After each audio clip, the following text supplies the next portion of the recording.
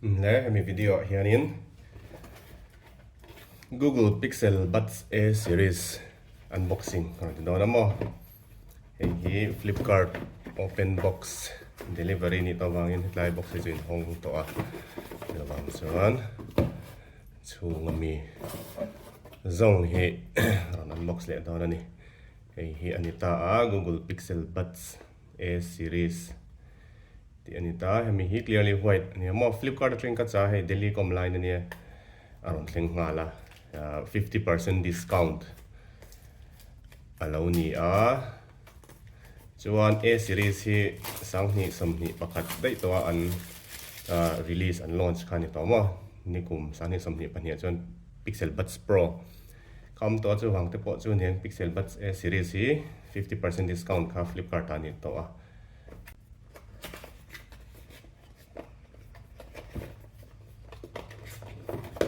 tôm cho chuông mi en masalawin hi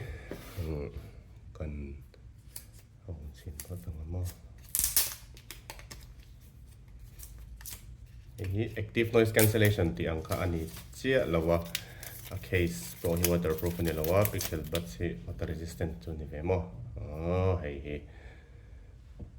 Pixel Buds A series chu ni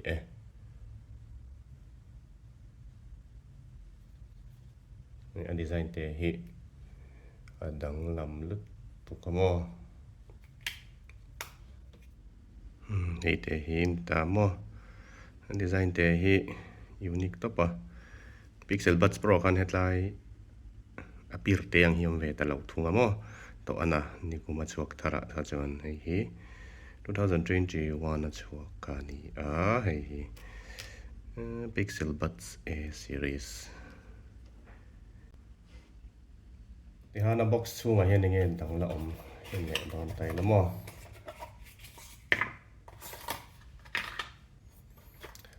charging cable la hian type C le USB pa ngai ron choma hi type C han ni ve se thatu ne chan chu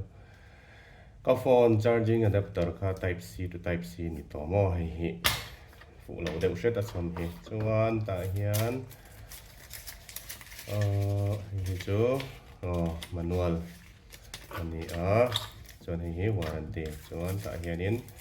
extra engeni arabar te khamo benga no chi te kha chom le sorry sai sinang lo mo per ni chom bokani kha headline unboxing zong chu ani Google Pixel Buds A series ani music ngai thai men pani chuang lo mo chuan in sound vel kha chu karon review pa thei vak don lawa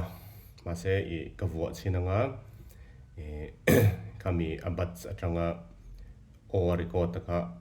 aulu te kamo FM ti vel karon test ve don ni chu hei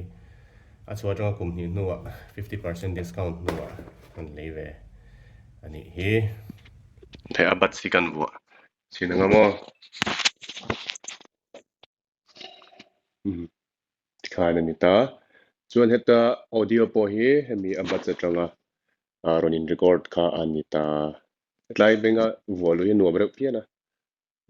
Buds dang ka man ngai lo wang hianin enge adang ne to compare kai chi lo mo